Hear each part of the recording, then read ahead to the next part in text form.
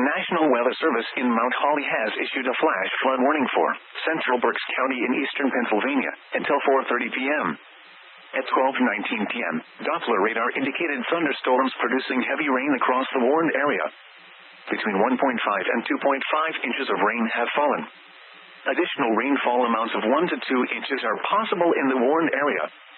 Flash flooding is ongoing or expected to begin shortly. Hazard: flash flooding caused by thunderstorms. Source: radar.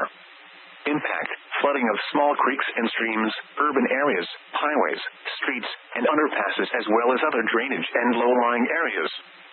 Some locations that may experience flash flooding include Reading, Wyomissing, Kutztown, Hamburg, Fleetwood, Sinking Spring, Laureldale, Wilmersdorf, Wintersville, Robisonia, Leesport, and Shoemakersville. Turn around, don't drown when encountering flooded roads. Most flood deaths occur in vehicles.